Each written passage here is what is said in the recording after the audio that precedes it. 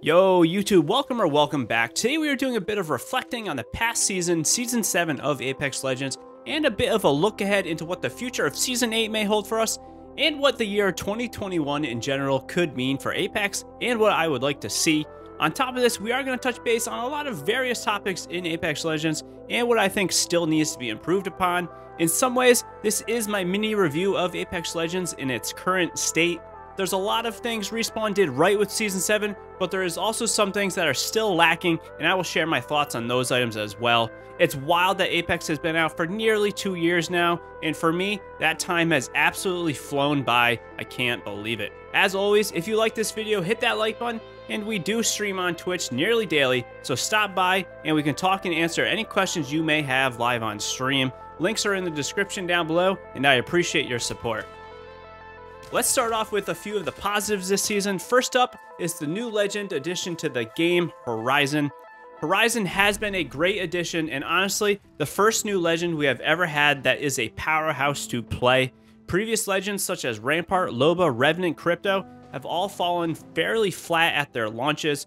Horizon maybe is even a little bit too strong. The air strafing is honestly incredible when paired with that tactical, and in general, the movement is insane. However, you can tell that some of the areas on World's Edge and Kings Canyon just aren't designed for her verticality and movement. I think that nerf to the tactical in the mid-season update was a good thing, but I am expecting some other changes as well when Season 8 does come around. I love playing Horizon in pubs and in ranked, and she is a real contender in the meta of Apex Legends, and I love to see the meta get shooken up like this.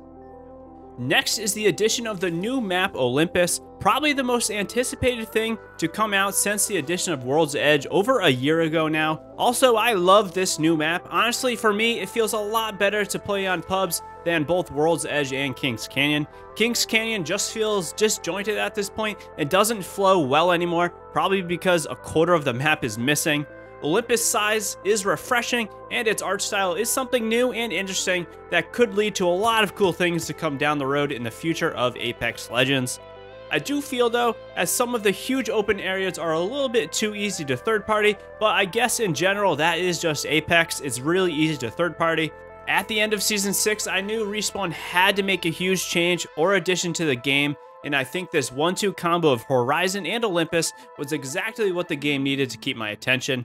However, that isn't to say there aren't improvements to still be made. As always, there's always improvement to be had. For me right now, Respawn is 50-50 on adjusting an existing map. The Kings Canyon changes fell short for me, but the World's Edge adjustments at the start of Season 6 I felt like were done really well, and there were definitely needed to fill in some of the dead zones on that map. Time will tell if the next iteration of Kings Canyon will be good. I can't wait to see it in just over a week's time now when Season 8 comes out. Moving on, let's start to discuss some of the changes to the game that happened during Season 7, the launch and mid-season. First, let's discuss the changes to the circle or the zone. There was the update to the overall damage at the start of the season, and I feel pretty good about this one. It makes you able to fight a bit more knowing that you won't get penalized so bad at the first or second circles. Mid-season, they made the last circle shrink slower, and I feel like this is an okay change. I'm not so sold on it so far. But, however, it does change up that late game, and it makes it way more exciting in some ways, knowing that the end game engagements last a bit longer now. This allows for certain legends to have a leg up that just wasn't there before. Late game previously was a lot of Wraith and movement spam abilities to get into that circle and pushing people really hard. Now you can see the likes of something like Crypto to EMP and other zone control legends kind of have a little bit more of a shine and have a little bit more attention brought to them, and I just love having the meta changed up by this little circle adjustment. Another meta change at the beginning of the season was the Evo shield damage to level up was increased. I think this is okay, and I haven't felt it being a problem at all. It makes getting higher shields a bit harder and puts more value on the shields on the ground or the overall skill of the player to deal damage, which I think is a good thing. One of my biggest letdowns in the game Apex Legends is the crafting system. The crafting system for me is still underwhelming, but it is a little bit better. We saw the removal of the guns in the crafting machines, and now it's only attachments, healing items, or ammo or shield leveling up. I still don't like that I need to stop moving in order to make items, and it feels like it breaks the flow of games knowing that I have to go craft my skull piercer or magazines on a particular day. I hope Season 8 will take another go at crafting and maybe even revamp this completely. I just don't think it works right now. I really would love for crafting to either be quicker to upgrade items, or if it was made so you could craft items on the move. In some ways, it seems like we should be able to also upgrade our attachments at these stations as well, and this would add a bit more depth into the game, knowing that you could find that gray mag and you could get a purple one out of it later on. Now let's discuss some of the other legend changes, and let's start with the good ones. Bangalore's ultimate was buffed, and albeit a small reduction of 2 seconds, it feels much more usable and a bigger playmaker than before.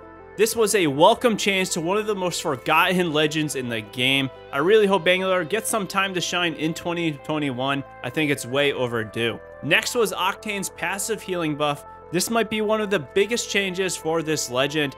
This healing passive feels so good now, and it means Octane can stim and move much faster, which in turn means he can be more aggressive and make more plays, and I absolutely love seeing some love for Octane.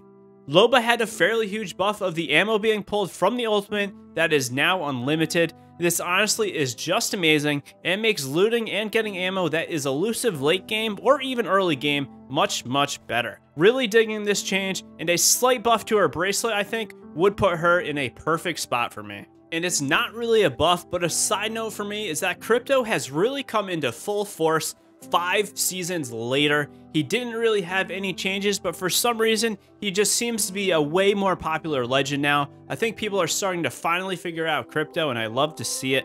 Maybe I was just oblivious before, but I really like that since Season 3, this legend has slowly gained more popularity and isn't automatically discounted anymore.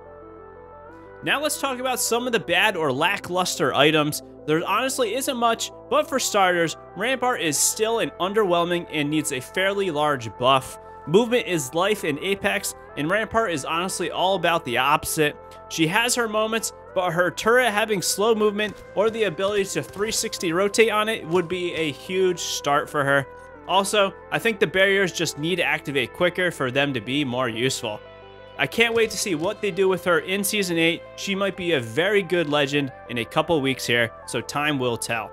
Next there is Caustic, mainly the fact that his gas is still very frustrating to deal against. Not sure if the damage buff to the gas was necessary. He is so good right now to the point where it's almost a necessity to run him in higher tier ranked matches or competitive, which ends up making the enemy compositions and team compositions much more predictable and less exciting the higher you get in ranked. I like how much utility the gas has between making pushes, locking down areas, using it as cover, but for me, it's very frustrating to deal against this legend, and it seems like the majority of the pro scene agrees on this. I just hope they bring him down a little bit so we can have more options in ranked Apex. One of the most broken or crutch items in the game at the moment for me is Gibraltar's gun shield. I just can't fathom why a huge Kraber hit does no damage to this legend. Again, the gun shield in my opinion is kind of a crutch and allows for players to be less concerned about movement since they can just tank an extra 30% damage than their fellow low profile counterparts. I'd love to see this gun shield do something like negating half or 75% of the damage for a total of 75 damage rather than making him invincible for 50 damage. This way at least you could be doing some damage even if it is reduced at first. A little tweak like this I think would go a long way.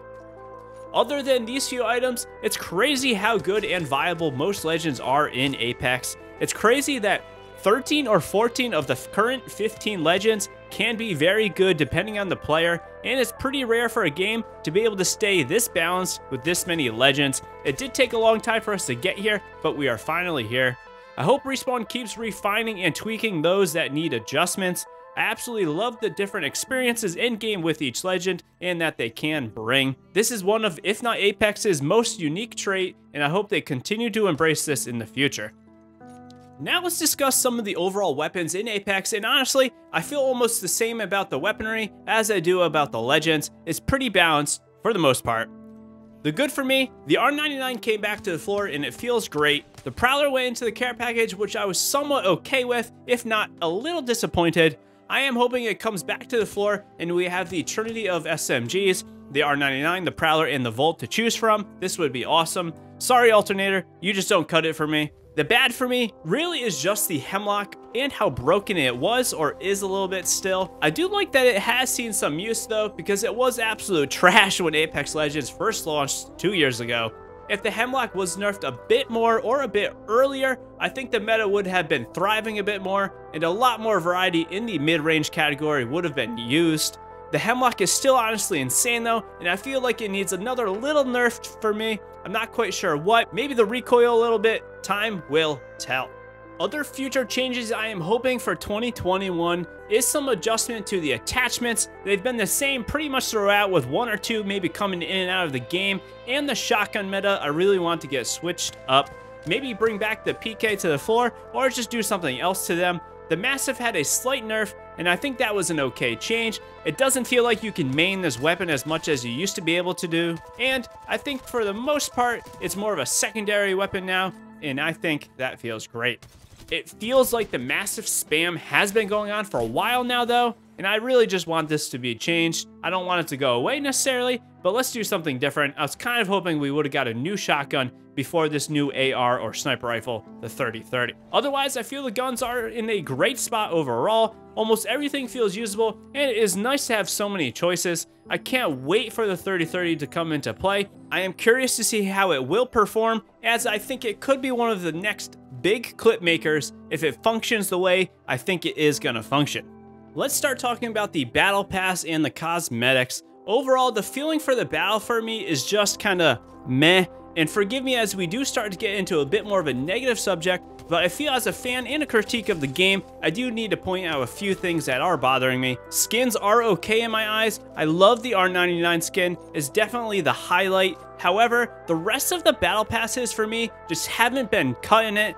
Overall, the skins are just mediocre, and in my opinion, the skin game needs to absolutely improve. I don't like to compare Apex to other games because they are different games, but Fortnite and Warzone are literally coming out with new cosmetics every couple days, if not every week. On top of the battle pass, games like Fortnite can be a bit more creative because they aren't locked into characters or legends, but still, we need more freshness and not just the same skin recolored.